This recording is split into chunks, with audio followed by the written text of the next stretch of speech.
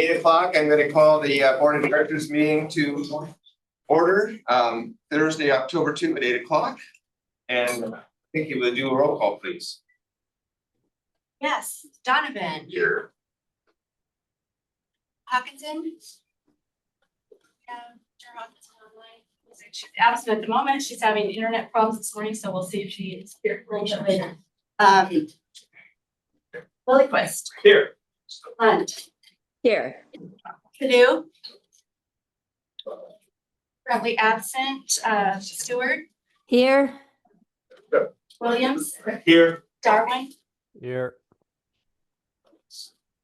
And board member Blacklock is currently absent, but will be joining us shortly. I'm here. Great, thank you. And as both Jen and Allie are out this morning, they've asked me to share. So let's go on to employee recognition. Who's going to handle this one? Well, I'll kick it off. All right. Good morning, everybody. We have the opportunity this morning to recognize 3 employees for 20 amazing years of service at WTA. And to start that, I'm going to invite our operations manager, Jamie Fairbanks, forward. Good morning, board members and everybody else. This is Ryan Kennedy. Ryan has worked here 20 years, so we're going to give him this pin.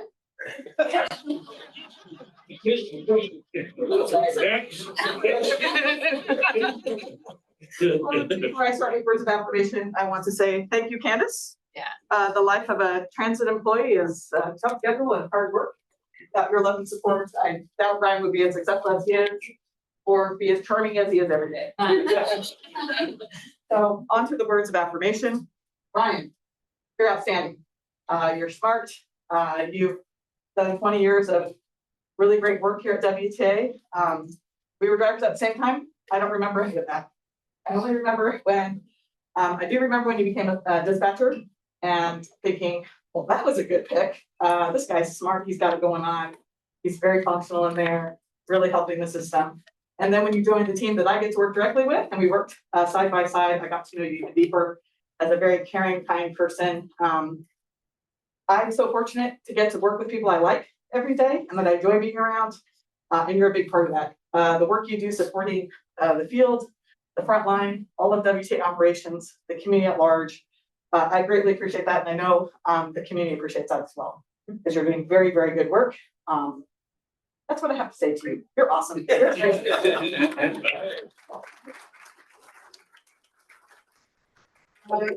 years is a long time to be in one place, and the great thing about this agency is it's never the same day after day. You're driving a bus, you're meeting new people. If you're in dispatch, there's different problem solving to do, and as a supervisor, there's many things that are different every day. So I've been able to have 3 distinct roles here as an operator, as a dispatcher, now as an off suit. It's just grown my love for this community more and for serving the public. Thank you to all for giving me the opportunity to be here for 20 years, and it's been great. Excellent.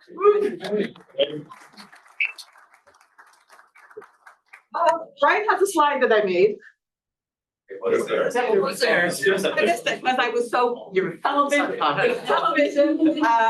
So now it is also my pleasure to introduce Harbon Singh for 20 years.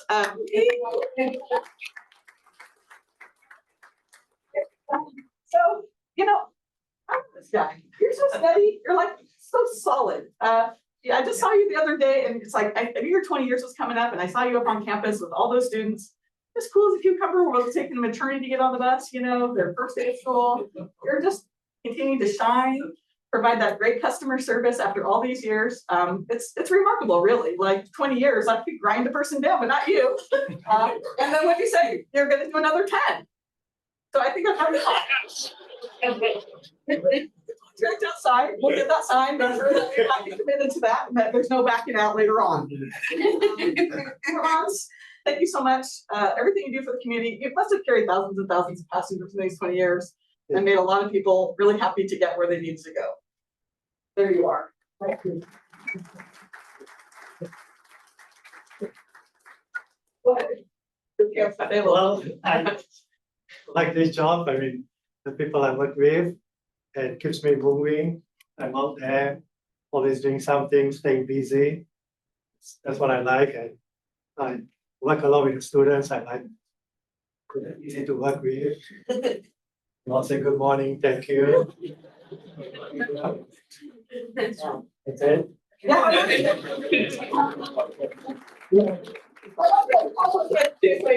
good with the younger folks. And now I'll kick it off to Brian here. Yes. There Want to? you go. Grandson.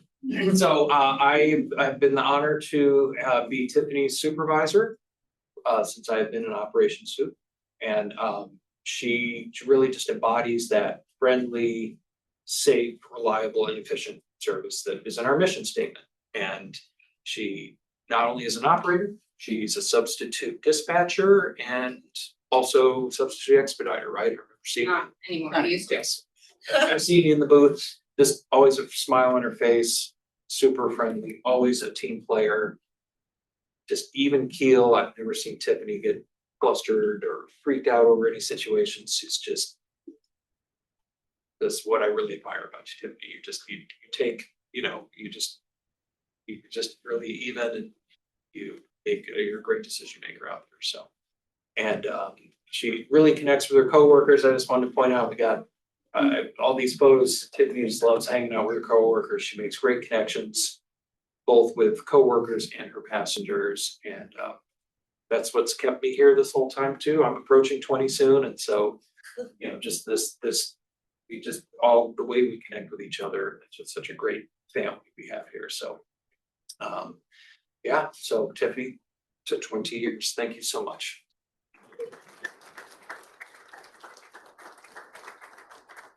Probably do 20 more. Okay. Sorry, guys, we get to escape now. You don't have to sit here. Before you go, thank you for your years of service to the organization. We really appreciate 20 years is a major milestone, and thank you for that. And thank you for what you do to keep this place running good for us. Thank you very much. If you want to donate to know.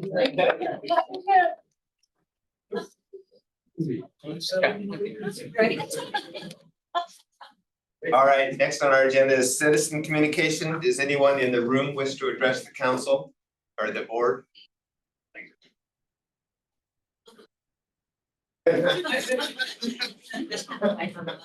All right, anybody online want to address the WTA board? All right, seeing none, we're going to go into executive session.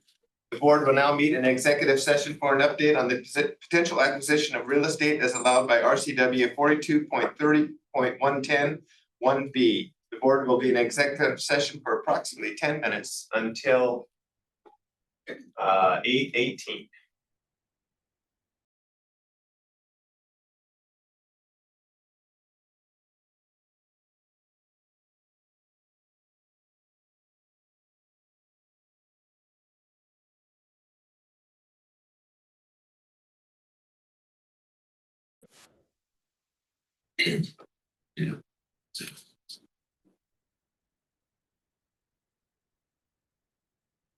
All right, we're going to move on to board action. Item F1, consideration of setting a public hearing for the June 26th service changes.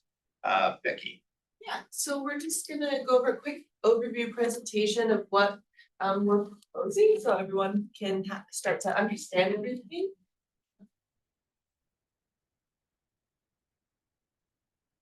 We need We're just waiting for the PowerPoint to pop up.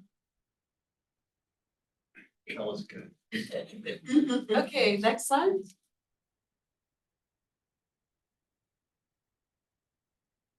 Okay, so the changes that we're proposing all center around routes that are serving Western Washington University.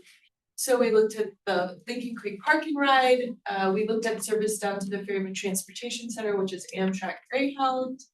And all of the many routes that serve anything that goes through the campus of Western we looked at. Next slide. So our issues with serving the campus and the things that we wanted to look at when doing the study for this was there are on-time performance issues. As many of these routes have been long-standing routes, and as time goes on, the routes often become, if you don't expand them, in running time become later as time goes on, more traffic. We wanted to look at the flexibility of the shifting demands for students, both time of day and time of year. And we wanted to see if we could look at the complexity of all the different routes. Next.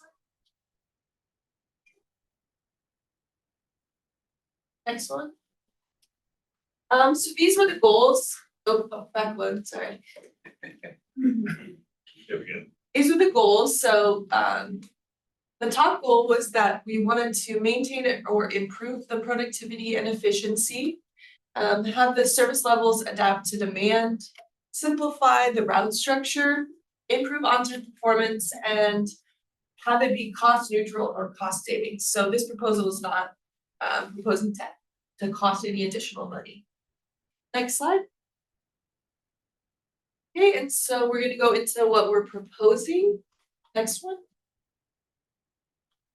So this is an overview of the proposed changes, and we'll just go quickly through each route, but the main highlights are that we're proposing to reduce the number of routes going through main campus from 8 to 3, so a lot less through the main campus.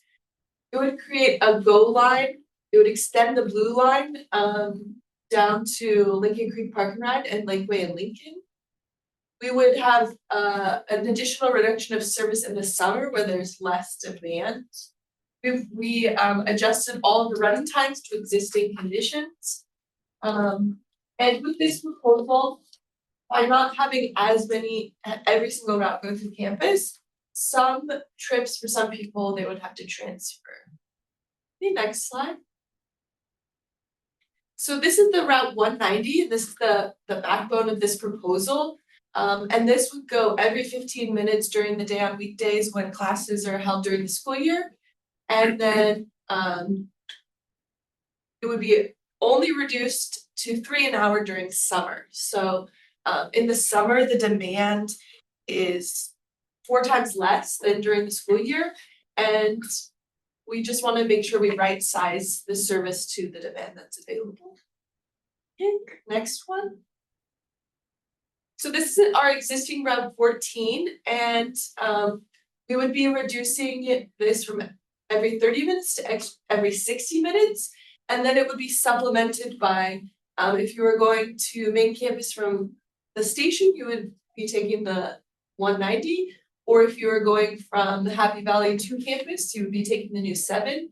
So it would just really, the reduction in the frequency would just be for people who are essentially riding the whole route through.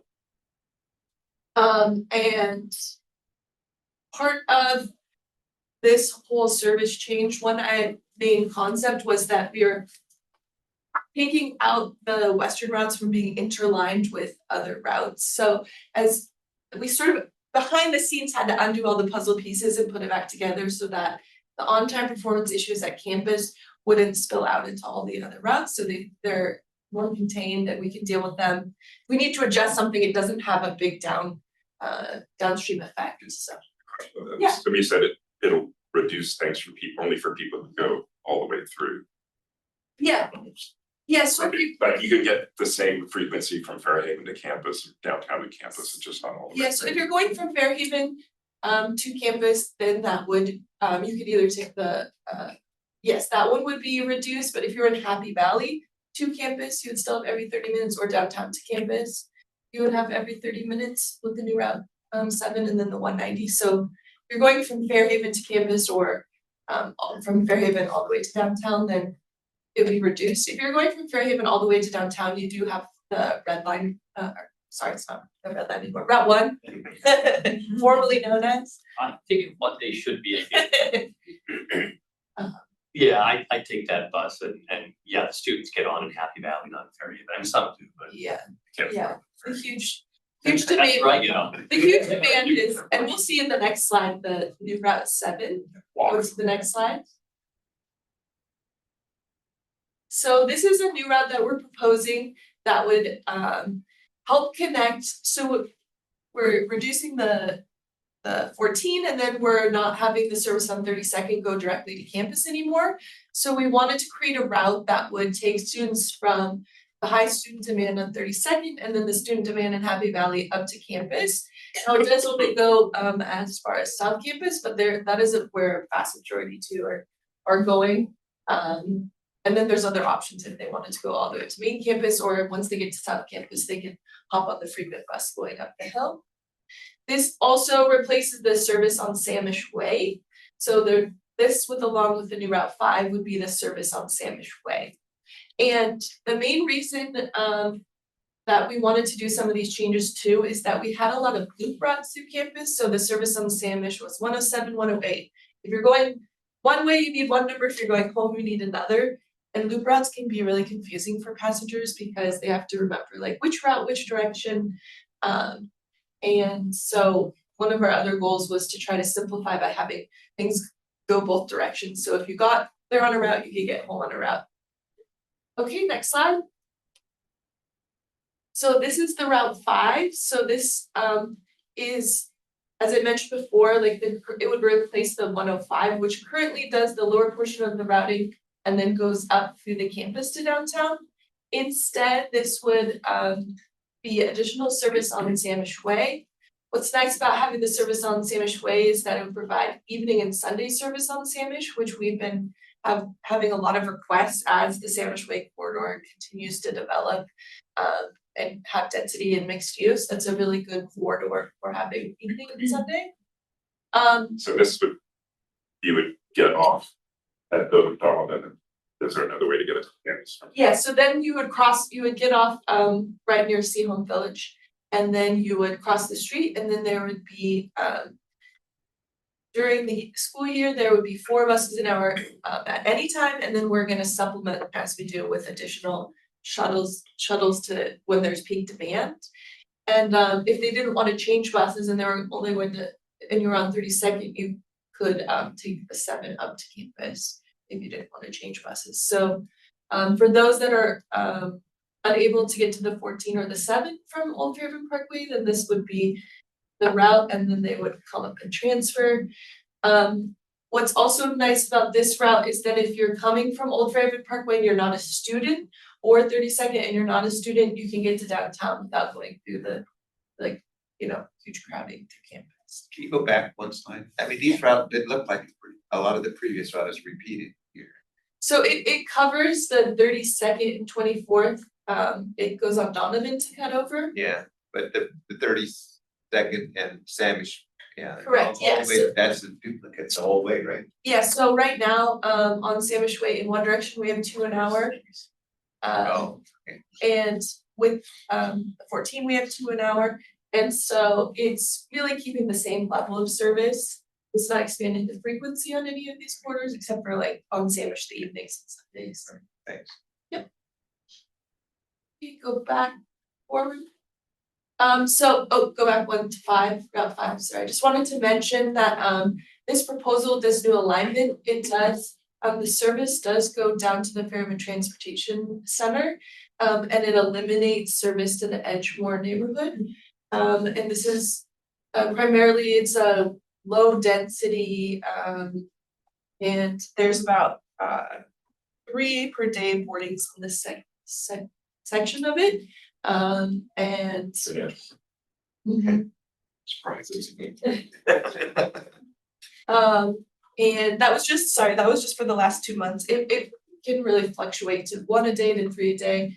That was just the most recent data. And we just are trying to support the areas that are mixed use and denser, and it also has to do with the running time to serve that, so. Okay, next slide. So this is the route it's Route 6, the new route that is replacing the 196, 197. And it serves the York neighborhood. So it does remove their ability to have a single seat ride to campus. You can see the little circles. They could either go just have a quick ride downtown where they would have a bus every 15 minutes up to campus, or they could switch to the 190 over at the turnaround on Lincoln Street for the 190, which would be every 15 minutes as well on that end. And so it's nice because it's one route that's going both directions there's a lot of ridership over at the high-rise apartments near the grocery outlet. And there's also people going to get groceries over at Lakeway. So for those people to have just a single route that goes there and back, is a little more straightforward. This is one of the areas that does create a transfer. And you have to transfer to get to the campus now. Okay, next slide. Can we go back to that? So Yeah. I'm kind of surprised that you're estimating there's actually gonna be pretty high ridership on this little route. Well, I didn't Well, you say, said, well, so yeah, what is the? yeah, It's a so what are funded the, route. yeah, It's so what are not the really a drivers? Yeah, student or a campus route no, anymore. this, What is the gap that it's? yeah, so this route is mostly serving, sort of our priority populations because Yeah. there's, Lincoln Square. It's where cost cutter. Is a really high point on this route that we're going through the York neighborhood down a very narrow street, and we've tried many times to think of other alternatives, but those people, mobility is a big issue. And then on Fraser Street, there's the Regency Park Apartments, which is also a generator, and those people are also priority population. As well as there's some I believe Lydia Place on Puget Street. If I'm correct about that, so it was mostly these priority populations to make sure that they had access. Great. What's frequency on this route then? What's that? Frequency. It'll be once an hour, so I didn't. Okay, next slide. So this is a route that Route 90 just circles the campus, and this is would be replacing, it would only run when classes are being held, so not in the summer, not on the breaks between. So only when classes are being held during fall, winter and spring quarters. And this would replace like our existing shuttles. So right now we have like a 190 shuttle, we have a 14 shuttle. This would just be a named route that would go in different directions based on when the demand is, and serve the campus. And there's packets over there, or also Vicky's gonna email them out with all the detailed schedules. So we have those available if you want to look into detail about when the entire schedules for the routes are in the packet. Okay, I think that's the last one. Great, my boss. And so the timeline is we've been getting we've already been out tabling and getting people's opinion. We have an Engage site on an Engage project on our Engage page where we're collecting feedback, and then we're coming today to open up the public process and set a public hearing for November 6th. Any questions in the room? Is it fair to say that that's reducing total service to Western? I mean, you said getting rid of redundancies and stuff. Yeah, so right now, I think looking at everything in the packet, it was a little, we had started out with a little more hours, but I think we're at savings right now, 2,000 hours. And we want to hold a little bit in contingency for shuttles, because anytime we're going to change, or there's a little bit of all this route change, we want a little bit in case we need to send an extra bus up for 2 hours at a time to help with demand, if that's still not over what we're doing existing, but we're definitely committed to not spending more than we are now. So we by saving 2,000 hours. So because we've reduced the redundancy and that we've reduced the summer when it wasn't as needed, then we're able to save some hours. And when we come at the end of the public hearing, we'll have a finalized number on that. We're still, we were looking at, just the exact number of shuttle hours that we need to cover things and make sure if there's any issue with the span of service that people have, like, because we've changed some of the routes, like the start and end time. So that may slightly change when we get all of our public input and come to you with the final, but our commitment is to not go over. Any other questions? I move approval of setting the hearing for November 6th. Moved and seconded to set the hearing for November 6th. Any questions on the motion? Hearing none, all in favor, signify by saying aye. Aye. All opposed, same sign. Motion carries. Thank you. Next, moving on to F2, consideration of a contract for HVAC building control replacement. Evan. This is a project that's been on our capital projects list all year. I neglected to get it out until the end of the year, apologize. but we Kevin just had a baby. Well, Devin didn't. but we are still estimating to get 80% completion on this year. It's a $209,000 contract. This is something that we are under budget substantially. So this is an exciting contract amount. The existing controls are running on Windows 2000. We can't place the existing controls. We're having problems getting parts that match eBay. So this is an exciting number for us, and we're excited to move forward. There is some potential that there is some PSC rebates that we're exploring as well.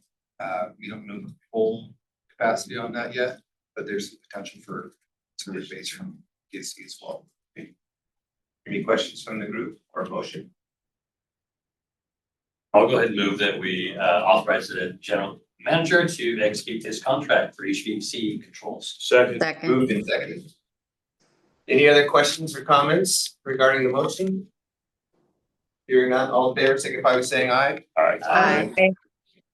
All opposed, same sign, and that motion carries. Next, consideration of approving an interlocal agreement with Skagit Transit. Thank you. We are recommending a 1-year interlocal with Skagit Transit. We've had a contract with them for the last 5 years. We did have a modification in 2022, which included youth fare. Really the only substantial difference to what we are proposing for this next year is because we have a reciprocal system, people can technically buy fare in Skagit, use it at Whatcom, or buy fare and Whatcom, use it at Skagit. And so we want to reconcile those amounts once a year to pay the other one back. But other than that, it's very straightforward what we're doing. We do about 20,000 rides a year on the ADX. And this will give us time as we receive public feedback and move through our fare evaluation to carry us through till next year. Great. Any questions? Well, why only 1 year? Because we think that there might be substantial changes to our fare structure and we don't know Right. what Skagit's gonna do, so this will give us enough time to make those decisions. Any other questions? Or a motion? I move approval of the interagency agreement between Skagit Transit and Whatcom Transportation Authority as presented. Good. It's been moved and seconded. Any questions on the motion now? Hearing none, all in favor signify by saying aye. Aye. All opposed, same sign, and that motion carries. Thank you. Next, consideration of approving section 5307 FDA fund drawdown policy. Shonda. Good morning. So we're asking the board to approve the section 5307 FTA fund drawdown policy.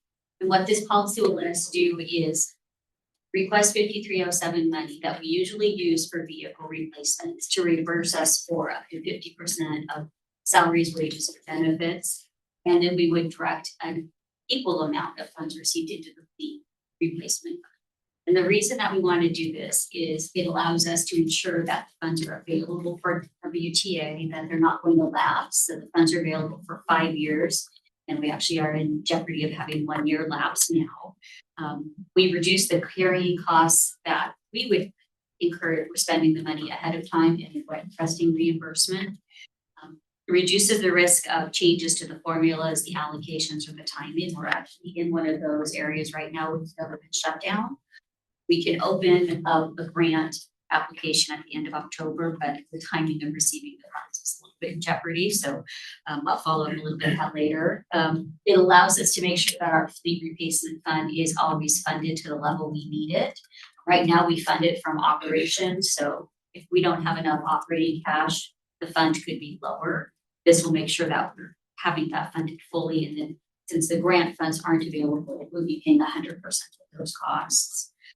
And then we will earn the interest off the money sitting in our bank account versus the FTA earning the money. And then when the money is in our hands, it gives us some flexibility with vehicles because we don't have to follow the FTA regulations, the Buy America. So we could explore used vehicles or procuring them from a different vendor. The amount that we can draw down varies. So for the 2025 drawdown, we're expecting about 11.6 million. And that's what's remaining from our fiscal 21, 22, and 23 funds with FTA. That's the amount that might be delayed a bit with the government shutdown. And then for 2026, we're expecting about $15 million, and that would be the 24, 25, and 26 dollars. And then our plan would be each year to request that money, but it would be in a smaller amount. Each year is about $5 million annually. So we reimburse ourselves and then transfer money into the reserve. And if the board approves the policy, we'll get going as soon as the system opens back up. Michael? Yes. So won't surprise you, I'm really interested in how we color code our reserves. You say this will be transferred into fleet, but will it have its own color code, so to speak, and show up as a quasi reserve fund? How will it show up in our depictions of our? It would just show up balances? in the fleet reserve stack, but we could, like we did with COVID, we could delineate how much has come from 5307 and how much that we're needing to supplement from operating I dollars. think that might be useful, like, like darker orange and lighter orange, right? Because it is dedicated to be transferred to fleet, it's just not yet transferred to fleet. Correct. Somebody coming in, darker green, lighter green. Okay, sure. Orange and silver. Exactly. Yeah, we can do that so we can track over time how much has been funded for this process. Otherwise, I would move approval of this new policy, drawdown policy. Second. Been moved and seconded to approve the section 5307 FDA fund drawdown policy. Any further questions from the board member? All right, hearing none, all in favor of the motion signify by saying aye. Aye. All opposed, same sign. That motion carries. Thank you. Thank you. Next, moving on to consideration of approval of resolution number 361-25, approving the final closing on the purchase of the public market property. Les. Yes, sir. That pretty much says it all. Ready to close and per the purchase and sale agreement, this is the last touch point for the board. It authorizes to go ahead and close. Closing date would be October 20th. So we would do that transfer last month. You kind of did budget amendment to allow us to have the money to do this. So we're ready to move forward and buy the property. So if we all vote now, it's a major shock. It's a major shock, yes. Yeah, you're probably kind of like, oh boy, is this thing still going? No, we have it. Is there a motion? I move approval. Well, that's it. No, go ahead. Resolution 361-25, authorizing the final closing of the case purchase of the public market property. Second. Been moved and seconded. Any other questions from the board on this one? No All right. questions, just excited. Yeah. All right, good. All right, So what will, I'm go sorry, ahead. was it moved in? It's been moved and Okay. seconded. I'll wait for the vote. All right, all in favor of the motion, signify by saying aye. Aye. Aye. All opposed, same sign. And that motion carries. Oh, sorry for jumping in. So we'll get on the agenda and be able to come back and talk a little bit about the next phases, because we'll have a kind of an activation phase, how do we do that, and then also the long-term phase of the development and how we're sequencing those, more think about that. So we'll come back on that for further discussion and direction. Very good. Then we're gonna move on to F6, and I'd entertain a motion to approve the board minutes from September 4th. Move approval. Second. Moved and seconded. Any questions, comments, or corrections?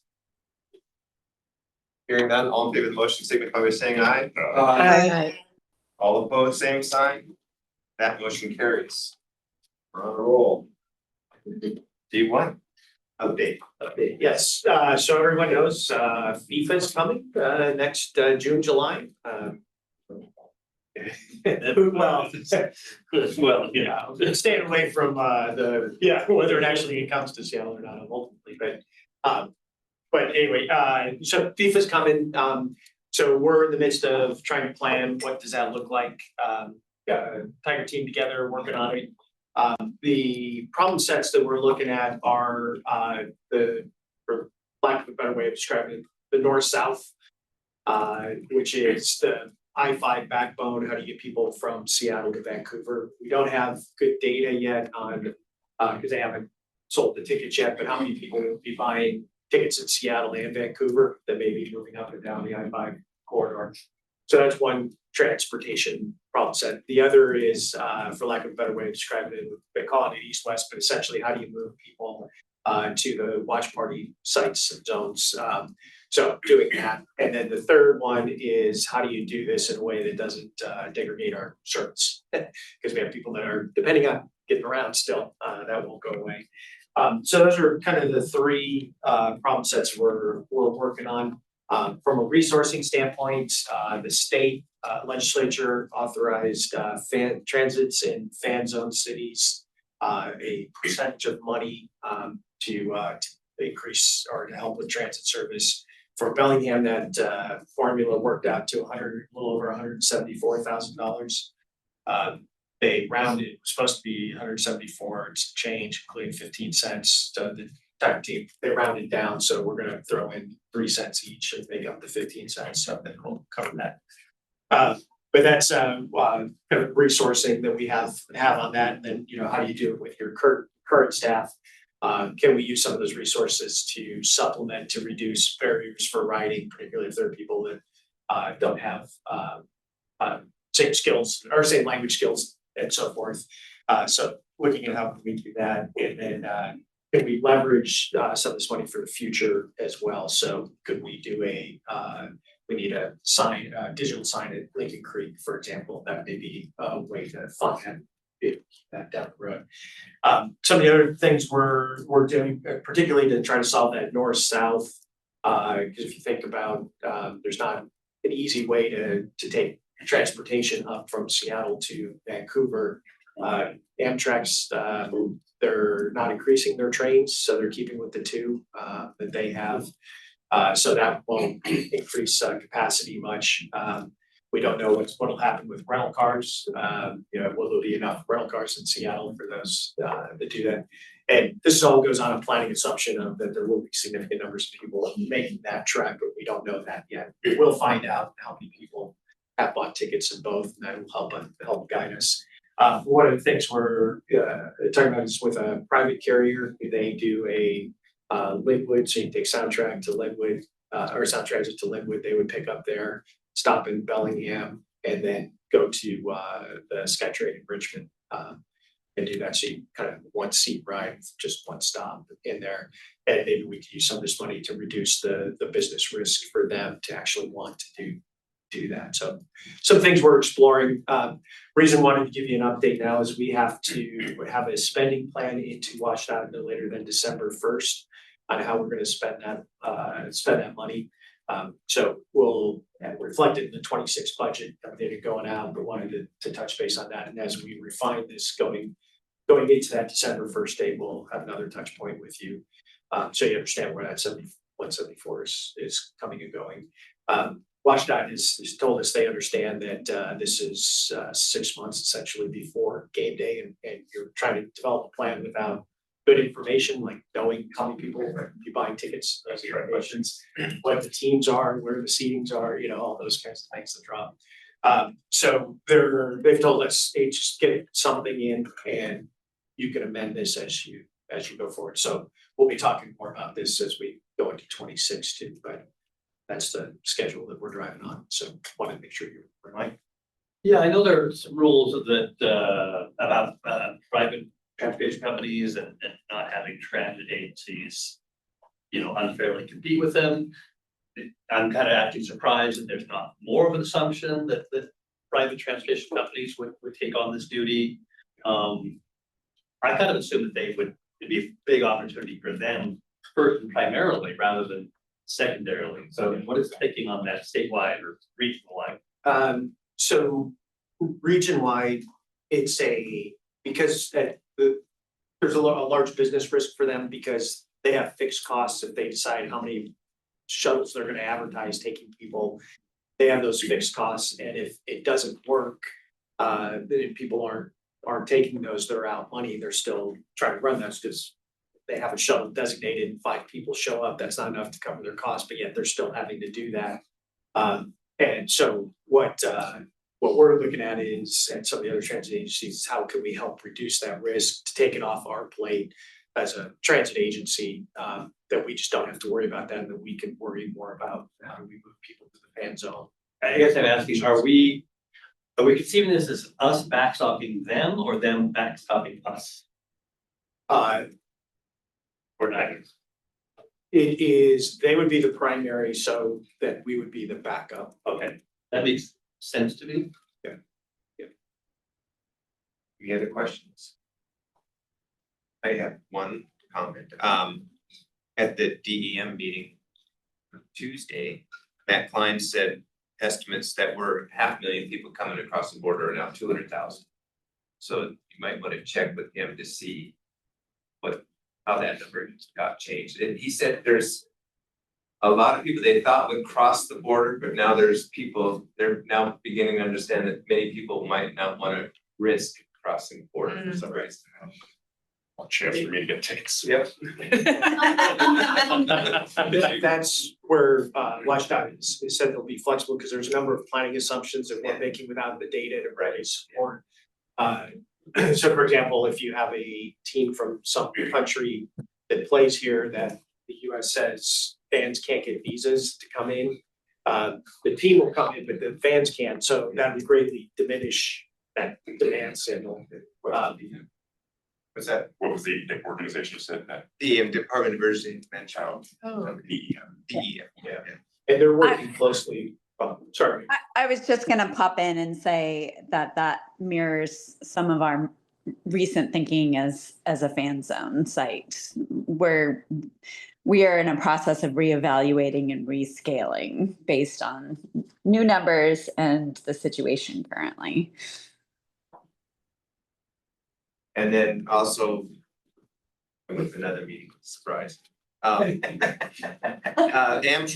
only holds 360 people and they only do it once a day and they're not gonna, their service or add cars. They're running cars. Anyway, so even if they doubled the size. It sells out anyway, that time of year, without, you can sell it.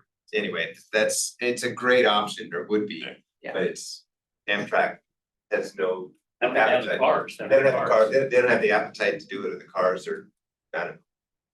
I'll leave it at that. Amtrak. Okay. All right, any other questions for Les on this one? Any other business? Any announcements? If I could. Yes. The board composition meeting is at 9:30 today, thanks to those of you that are doing both, appreciate it. And it looks like there'll still be some donuts and pumpkin cake, so that's good. And then the other thing is just a reminder on the last board meeting, the board had indicated you were okay with a special meeting on the 4th of December to do the public hearing on fares. So it'd just be the hearing, receiving public comment on that. Mayor Lund? I just wanted to say I've been participating all this week in a car-free week, so I've had the pleasure of riding WTA several times to and from work, so it's been great. Yay. Thank you, Mayor. Hey, Todd, you've been doing. Yeah, my frustration's getting, okay. Two people are doing this, but their bus service getting better. All right, anything else for today? Thanks, everyone, meeting adjourned. Thank you.